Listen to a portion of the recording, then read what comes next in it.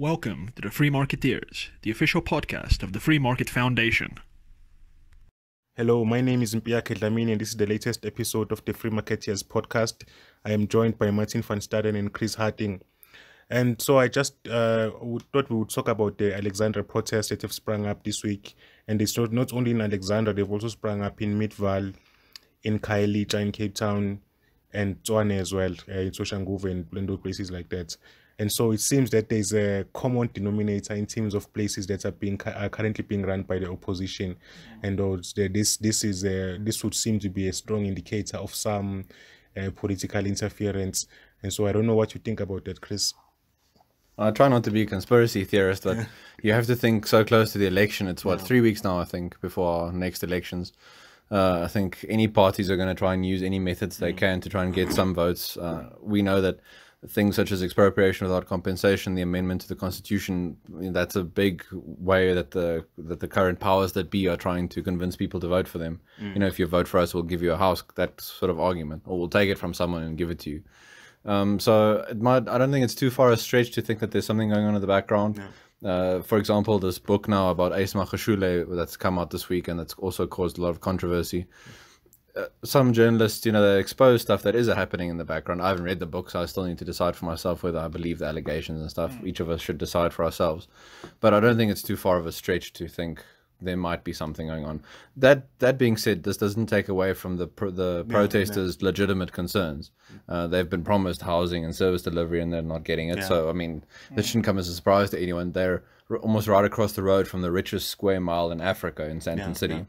So they see in that area, people, the lights are on, they get water, electricity, that sort of thing, waste removal. So why shouldn't they be getting the same thing? What differentiates them from someone living in Staden? So the logic to me stands, and if they have, the title deeds and things to their homes, I don't see why they shouldn't be afforded these sorts of things. Just on that, I was just about to ask you, Martin, like, what do you think of the things that they're actually protesting about in Alexandra specifically, and the solutions to some of their problems, because they are raising actual issues that are happening in those places in Alexandra?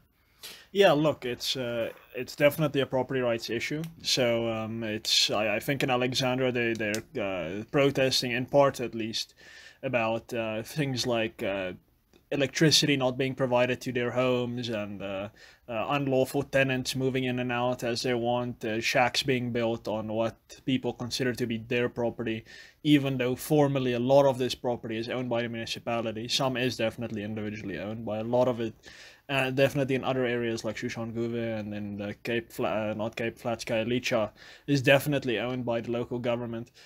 And yeah, I mean, these cities are governed by the opposition currently, and this opposition has rhetorically said that it is very much dedicated to the giving of title deeds. And our current national government has also repeatedly said this. The premier of Hattingh has said that every Friday or something is title deed day. He said this sometime last year, where they're going to hand out title deeds like candy to people who are entitled to it. And I think this is just a bunch of lies. I mean, nobody's giving title deeds away, even though, I mean, every now and then they say, okay, we're going to have a big ceremony, there goes title deeds. But the fact of the matter is, it takes a stroke of the pen to just title everyone, practically. It's going to cost some money, sure, you need to pay conveyancers and so forth. But for practical purposes, these governments can title everyone under their jurisdiction who are entitled to a title under the Upgrading of Land Tenure Rights Act of 1991. They can do that virtually with a stroke of the pen, but they aren't. And I think in Alexandria, this is what is partly animating the protest, is that now they're under a government that has promised property rights, essentially, for them. And they're still not seeing that. And I mean, Chris, you make a good point. I mean, they look across the road, they look to where there is property rights and they see prosperity, and they look towards their own neighbors where there are no property rights and they see dire poverty. So yes, I mean, these concerns are definitely legitimate.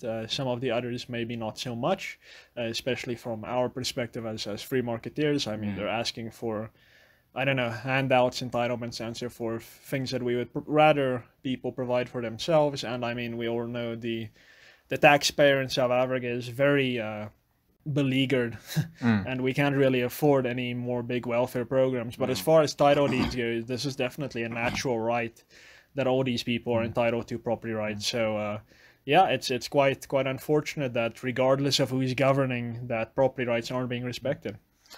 Sorry, just to tie it back then to EWC. So if the amendment happens, which we think it will in all probability, all South Africans are going to be in the position of the people in Alexandra currently. But again, if we get expropriation, they're going to be affected even more because more investment will leave the country, more rich people, that kind of thing. There won't be big factories being built, that sort of thing, job creation, small business will leave. So just, listeners, keep that in mind. Right now, these people are being denied their property rights, and we're heading towards a pre-1994 situation in South Africa if we allow this amendment to be done to the constitution. Poor black people in South Africa are being affected the most by big government policies, by the denial of individual rights, which includes individual property rights. It's easier for rich white people to leave the country. A lot of them can, head overseas and take their money. A lot of them are already putting their money in offshore investments and that kind of thing. So just keep that in mind when you see people protesting on the street. It's a legitimate concern for them. A lot of them, their lives are difficult. They don't see a way out. They don't really know where to go because they're not in control of their lives. They have to depend on government. That's the problem when you get such big government. If the government then fails, people are going to take to the streets.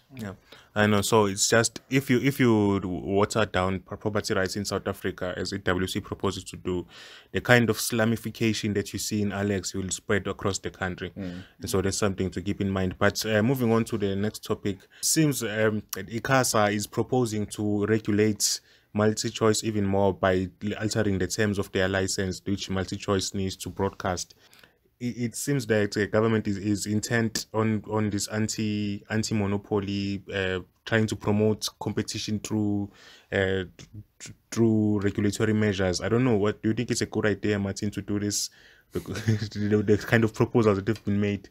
Yeah, no, this is completely silly, and I mean, especially in our current economic environment where it's so painfully obvious that our economy is being tied down to the bottom of the sea by regulations and by conditions of licenses and all these things, for ICASA to come out now with what I would almost call a very privileged kind of Scandinavian-esque type of behavior, as if it's a European regulator in a very nice and growing economy, just making keeping the house clean or something.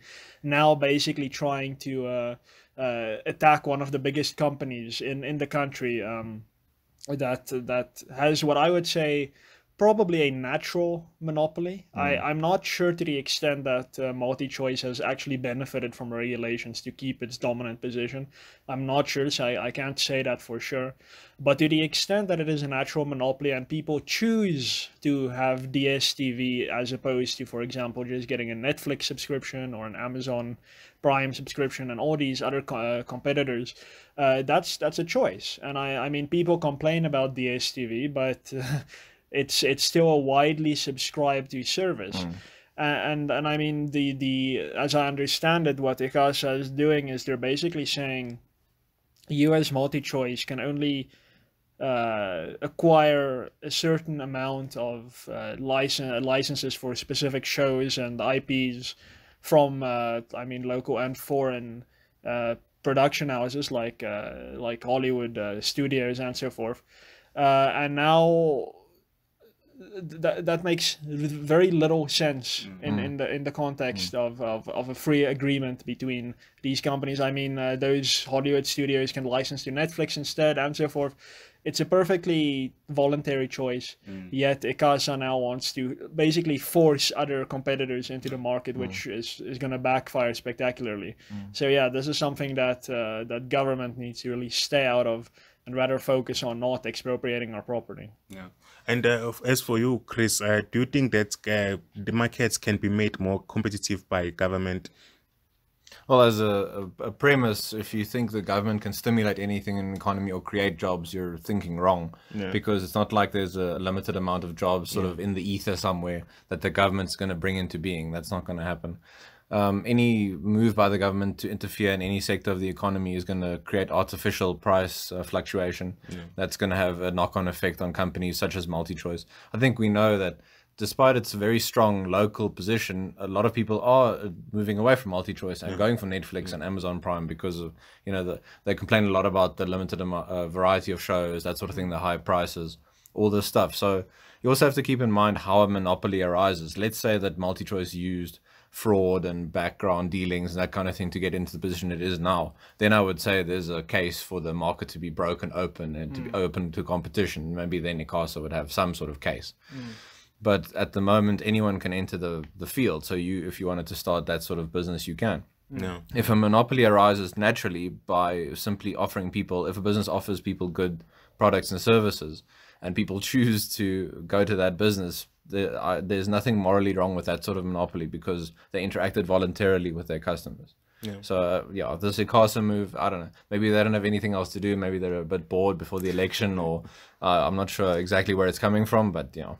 I just one more point. I remember, I think about a year or two ago, MultiChoice was asking ICASA to impose regulations on Netflix because reasons. I don't know. It's monopoly. Because they would take away they would take away business from MultiChoice. That sort of argument. The usual thing. The big player is worried about losing. They're so, I don't know if it's such low self-confidence or what in their own product. They're so worried they're going to lose customers, but then they try and get the government to stop someone. Yeah, but so what's happening now is what we always warn against. It's like the moment you want to give government the power, that can be used against you just as easily. And I think, I doubt that MultiChoice is going to make the connection. They're probably not going to see it like that. But I mean, it's a fact. The point is ICASA really shouldn't have this power in the first place. Not for MultiChoice's benefit and not for Netflix's benefit and for no one's benefit, because it's just an infringement of freedom of contract in the final analysis. And there's no real point for that. So yeah, MultiChoice may be receiving some of its own medicine here, but all the same, we're going to oppose it. Yeah. And also, I just wanted to add that if they want more competition, if they want more players, they should look at what's existing barriers to entry are there in that particular market and remove those. Yeah. And then if you still don't get competitors after you've done that, then it's really just leave it alone. I mean, it means that consumers are choosing to use this particular service and not any other one. And you should leave these things to consumers as the people who subscribe to these services. And one of the things that MultiChoice has said now is that, oh no, don't do this to us because it will affect our ability to compete against Netflix, which I thought was funny because they've been calling for Netflix to be regulated. But anyway, the other thing that I thought we would talk about would be this Julian Assange story. The story is that he's been arrested in the UK now after the Ecuadorian government suspended his asylum. He's been living in the Ecuadorian embassy in the UK, I think for the past 8 years or something. And so now his asylum has now been suspended, and the Ecuadorian government invited the UK government to come in and arrest Assange. And so what do you guys think about this? I mean, the original charge was rape, but now it seems like he might be extradited to the US for the stuff that he's released on the USA itself, which was always what was predicted. So what do you think about that, Chris? Yeah, I read that it was a request from the US government, that the UK government or the police sort of go and arrest him, and then the Ecuadorians gave up his position. But I think it's on my own podcast this week, I talked about the book burning here in South Africa, the planned book burning and the destruction of books and freedom of speech. This is a violation of someone's freedom of speech, freedom of dissemination of information. As far as I know, and I'm not an expert on it, but he didn't expose information of any covert US operatives. He didn't put anyone's lives in danger in the Middle East, for example, anything like that. He didn't take away that sort of ability for them to protect themselves. So I didn't think he did anything wrong. He exposed what the US government is doing and other governments are doing. The fact that Vladimir Putin is a fan of him, maybe that tells us something as well. But for all, and in the past, I am a fan of America and American stuff in general, interested in politics and history and that kind of thing. But you can't deny that these big governments, they do certain nefarious things. You can't live with blinkers on. You can't sort of weigh up the good and the bad, and then if they do something bad, they need to be condemned for it. So I think, I don't know, I hold Assange up very highly. It makes me worried for him, what's going to happen to him now. yeah, I don't know. I don't know if any other government can step in, and Martin would know better about international law and that kind of thing. If someone can intervene and help him in some way, I doubt that that's the case, because no one's really going to stand up to the US in that way. But yeah, I think it's a sad indictment of how governments view their power in the world right now. They think they can come in and sort of silence people when it's to their, when those people are going to expose things about them. So it's a scary thought. People say libertarians point to 1984 by George Orwell, and we're sort of engaging in hyperbole and that kind of thing. But this is right here. This is happening in front of our eyes. So, no, I wanted to ask you, Martin, specifically about this idea that you should ever be arrested by any government for releasing the information that it wants to keep secret. Well, I mean, what do you think about that? Because the government has all the power to decide what it wants to keep secret. Yeah. So. Yeah, no, if you all know me as the rule of law guy, I see that as a complete violation of the rule of law. I think my argument is that if the taxpayer is paying for something that government does, then the taxpayer should be entitled to know what it is. I have very little patience, I guess, for any argument of national security or confidentiality of certain kind of secrets. I guess an argument can be made, but geez, they'll need to do much more than the US is currently doing in that respect. I mean, the US wants Edward Snowden. I think Bradley, now Chelsea Manning, was in prison for several years, and now Julian Assange is going down the same route. And essentially all that these people have done is say, listen, this government has committed war crimes. This government has done things that are not in line with what a liberal democracy should be doing, and they're being punished for that. So I see this as a totally illegitimate move, and as you said, it's quite arbitrary.